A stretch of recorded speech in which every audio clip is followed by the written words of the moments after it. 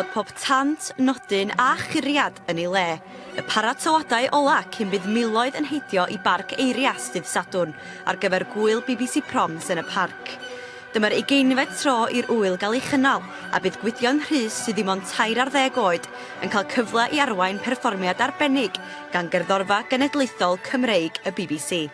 Yn Mangor, ym Mhontio, oedd nhw'n cynnal gweithdy 10 dan y BBX ochr yn ochr efo'r gyddorfa yma. A wedyn oedd y brif arweinydd Thomas Sondergaard di gofyn os oedd rhywun eisiau arwain i ddod i weld o'n ystod o brec. A wedyn oedd pawb rwnd fi yn edrych arno fi. Ar ôl mentro ac arwain y gerddorfa, mi gafodd ei berfformiad i roi ar y we. A bellach mae 35,000 o bobl wedi ei wylio.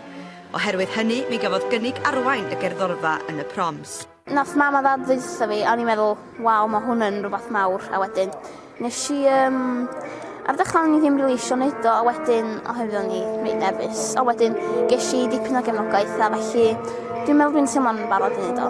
Ac mi fydd digon o gefnogaeth i Gwydion gan fod yr ŵyl yn cael ei chynnal hanner awr o'i gartref.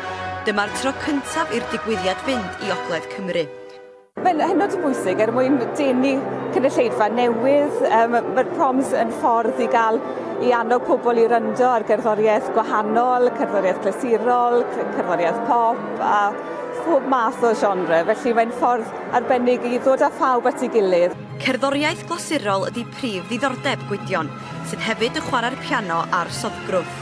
Mi fydd nos Sadwrn yn gyfle arbennig iddo fynd gam ymhellach i wireddu ei freuddwyd. So mi'n hoffi wneud y math yma beth yn y dyfodol. Mae'n brofiad da arwain, a wedyn y peth mawr cyntaf i'ch wneud i arwain mewn cyngred go iawn, a felly gobeithio byddai'n barod. Bydd llygaid miloedd o bobl ar berfformiad Gwydion a'r gerddorfa dros y penwythnos.